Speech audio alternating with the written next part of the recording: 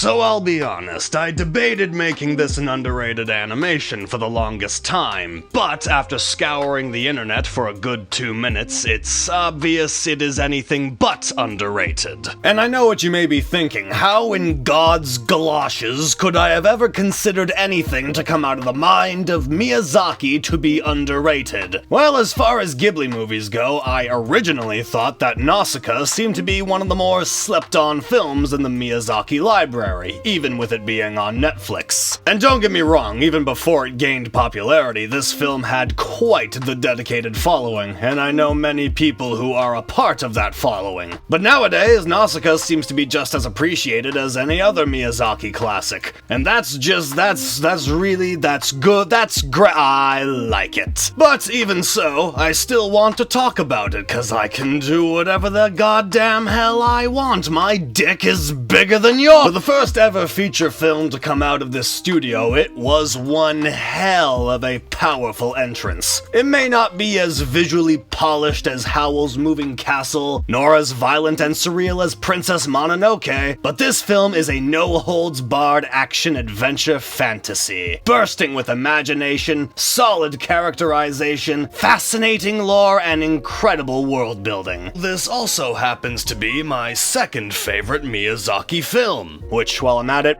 boom, here's my top 5. I'm not doing a whole video on this, so fucking here you go. Nausicaa of the Valley of the Wind's narrative is honestly kind of complicated now that I think about it. It's not a hard story to follow, it's just not easy for me to explain without going off on a bunch of archaic tangents. So I'll save all that detail for later on. The basic premise is, it's a dystopian future where giant insects called the Ohm have killed the vast majority of humanity and turned most of the world into a toxic jungle. The Valley of the Wind is a rare safe haven from the Ohm's toxins, but soon enough they get caught in the middle of a war between two separate factions and learn of their plot to try and decimate the Ohm once and for all. So here's the thing, the story is very much linked with the lore and backstory of this universe, and for now that's the simplest way I can explain the story. But aside from a very engaging narrative, the film has so much more to offer. While the animation can be fairly rough as far as Ghibli standards go, that didn't stop this team of artists from delivering their A-game. The action scenes are tightly choreographed, amazingly staged, and surprisingly intense. And what makes it better is a lot of the action takes place in the sky, so the characters have the constant threat of falling to their death, or dying in an explosion or a blaze of bullets. The way the artists simulate flight and falling in this movie is quite magnificent. One of my favorite scenes is when the Tolmekian faction storms into the valley with their colossal airships. The angles and framing makes you feel like you're in this field. But as bombastic and loud as the film can be, it has many quiet and atmospheric moments. The cinematography and layouts are so detailed and immersive, which is to be expected, but this particular universe is my favorite to get lost in. The creature design is also incredibly creative. I love how overtly disgusting these insects are. Some of these legit make my skin crawl. The only cute creature in this movie is Nausicaa's fox squirrel, which I'm convinced is the predecessor to the fucking Eevees. The Ohm are some of the most foreboding beasts I've seen in any animated movie. Yes, including the fucking MPEs. There's always an air of tension when they just sit there, dead silent. It's unsettling as fuck. Everywhere these things go, they leave a path of rampant death and destruction behind them. You really feel the threat of these bugs not only because of their design and their destructive force, but whenever they come on screen, the music goes fucking apeshit.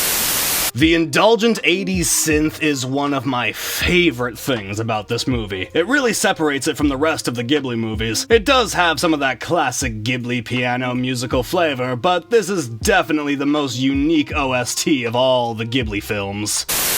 You know, segues are difficult sometimes.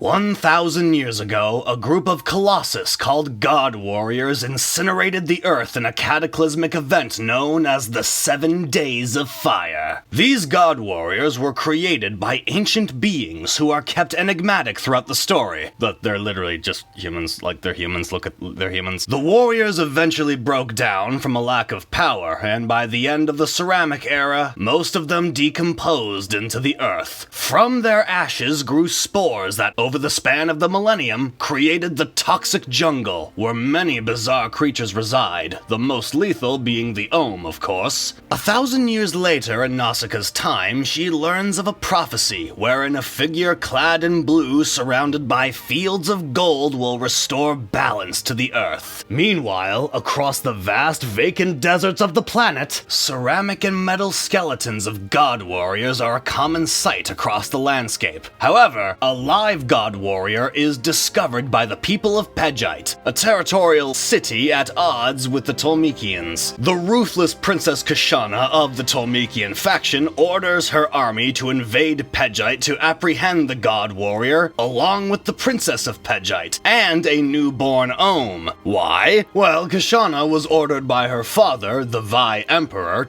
Okay, look, this is actually the only picture, like the best picture of his face in the entire manga series. I am not fucking shitting you. This is why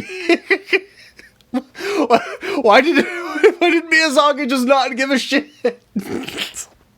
To steal the God Warrior and the baby Ohm as a means of warfare against the Ohm. But Kashana is able to mask that truth by preaching unity between her kingdom and the people of the valley, in order to rally people to her cause. However, while flying in their airship, Kashana's army crashed into the Valley of the Wind after being attacked by the enraged insects for stealing their young. Nausicaa pulls the Pegite princess from the burning wreckage, but to no avail as she passes away shortly after. The people of the valley bury the dead Tolmekians and discover the living cargo of the airship. Nausicaa manages to lure the baby Ohm back to its parent, keeping the giant insect from storming the valley. When the Tolmekian faction invade, they assassinate Nausicaa's father, the king of the valley, and Nausicaa is forced to cooperate with these warmongers. Rather than attempt to transport the God Warrior again, the Tolmekian faction, led by Kashuna herself, decide to take over the valley and use it as a facility to revive the God Warrior using bioengineering. As Nausicaa is transported back to the Tolmekian city, they are ambushed by a Pegite fighter plane, taking out the Tolmekian airships. They crash land in the toxic jungle. Kashana is stunned in horror at the giant Ohm, and in that state she is taken by the denizens of the valley back to safety. As that transpires, Nausicaa meets a young boy from Pegite in the jungle named Asbel, who was the fighter pilot, actually, and he was also the brother of the now-deceased Pegite princess. They form an unlikely friendship as they try to get back to the valley. On their journey, they unfortunately discover that Pegite was decimated by the Ohm. Shortly after, they learn from the Pegite soldiers themselves that they attempt to stop the Tolmekians' plot by luring a swarm of enraged Ohm to destroy the entire valley and the God Warrior with it. While Nausicaa tries to rescue the baby Ohm from the Pegite soldiers, Kashana anxiously decides to release the God Warrior before it's fully revived. Despite having a deteriorating body, it displays immense power by firing an energy beam that creates a small nuclear explosion. It fires a second weaker beam before collapsing completely, leaving only a large skeleton by the end. Nausicaa rescues the baby Ohm and returns it to the charging swarm,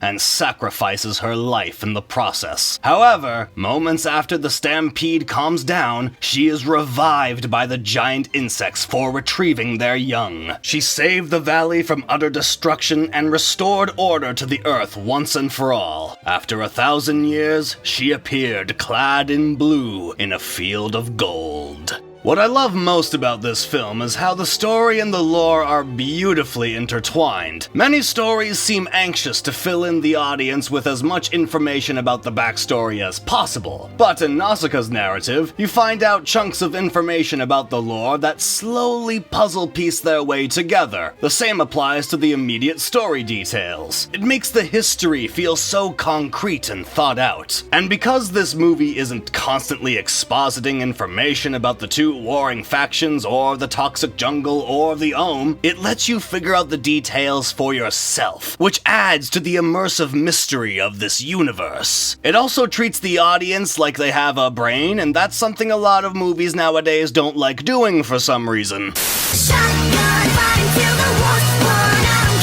And let's not forget the amazing cast of characters. It's almost impossible not to love all these guys. They're all incredibly identifiable, multifaceted, and charming. Lord Yupa's a war-hardened badass that can take control of any situation in a matter of seconds, but he never let the end of the world destroy his good heart. He's tough when he needs to be, but he always looks for ways to resolve conflict outside of violence. You can tell he doesn't want to kill anyone. Princess Kushana is obviously a ruthless general, but given the fact that half of her body is made up of golden armor appendages, you can easily infer a horrific past that rendered her this way. Especially considering how she's actually confused and angered by Nausicaa's charitableness and compassion. And Kuratawa,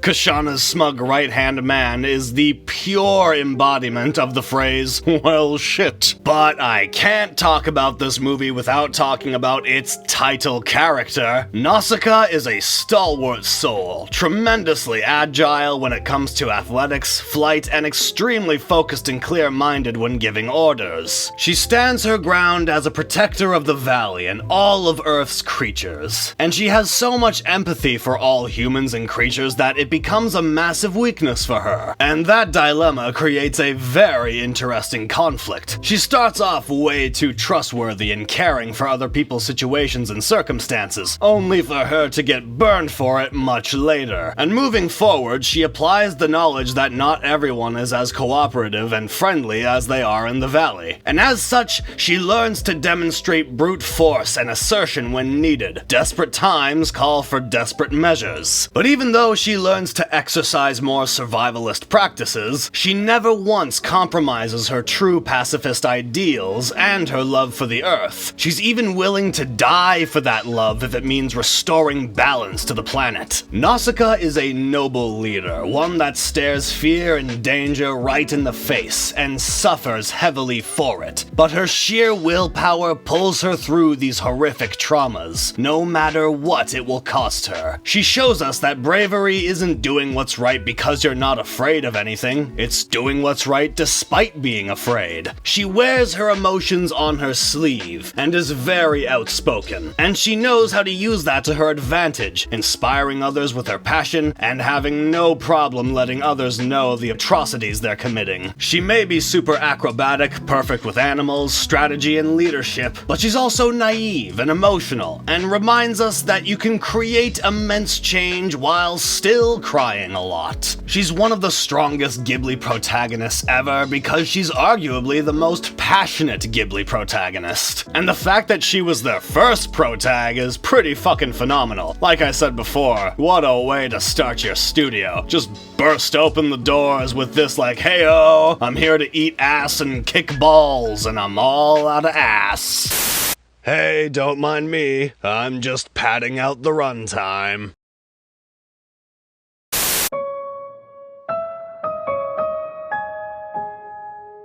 Before he even considered being an animator, Miyazaki's primary goal was to become a manga artist, and in the creation of Nausicaa and the world around her, he was first influenced by The Princess Who Loved Insects, a Japanese tale from a collection of short stories from the 12th century. It's about a young princess who defies social norms and plays with insects rather than looking for a husband. He also drew inspiration from Western works like Tolkien's Lord of the Rings and Ursula K. Le Guin's Earthsea, which would later be its own movie. and not a very good one at that. However, the Minamata Bay mercury pollution in 1954 also played a heavy hand in the influence of the polluted world of Nausicaa. Miyazaki illustrated much of the Nausicaa manga in a style unseen in Japan before, and unlike a lot of manga being published at the time, there was less of a focus on flashy and chaotic visuals, and instead a very heavy reliance on atmosphere and grand and spacious establishing shots. The sketchy style and panel presentation was more reminiscent of French comics and graphic novels than of Japanese manga. In fact, one of Miyazaki's biggest inspirations for the artistry came from the works of French conceptual artist Mobius. And just by looking at his solid, blocky use of color, dramatic camera angles, and soft line work, it's very easy to see the influence. でも、ナウシカっていう作品はもう明らかにメビウスの影響によって作られたものです。Quand j'ai vu Princesse Mononoke, mais surtout le voyage de Chihiro, j'ai été très frappé par le fait que je ne voyais pas un producteur, aucun producteur dans le monde accepter le scénario. Et ça, c'est le génie de M. Miyazaki. まあ彼は反対はしませんから時間に間に合うように作れと言いますけど。Miyazaki has also said that during the lengthy creation process of the manga, along with constantly reworking its themes as the story evolved over the years, not only changed the content itself, but also affected his personal views on life and changed his political perspectives. This in turn allowed him to create different, more lighthearted films, while Nausicaa provided an outlet for his more serious outlooks throughout the period of its creation. So not only did Nausicaa have a helping hand in influencing the future of Studio Ghibli, but it also influenced Miyazaki's worldview as well, and nowhere is that more prominent than in this quote of his right here. "You must see with eyes unclouded by hate. See the good in that which is evil, and the evil in that which is good. Pledge yourself to neither side, but vow instead to preserve the balance that exists between the two." Among all the amazing writing and visual artistry that Nausicaa of the Valley of the Wind displays, it also perfectly showcases Miyazaki's most prominent theme of humans coexisting in harmony with nature. Better than any of his films in his library, in fact. While Mononoke, Spirited Away, Arrietty, and Castle in the Sky all have different and creative ways of conveying that theme, Nausicaa's narrative employs it as the be-all, end-all solution to the story's conflict. And it does it without being preachy and in your face. Because the main characters strive for that goal so passionately, we can identify with that passion and that goal throughout the story. And it's a rather optimistic notion considering that even in a post-apocalyptic future, we could still achieve harmony and unity with ourselves and our planet.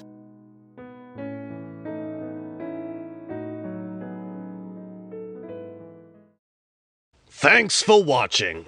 Leave a comment praising the glory of Satan.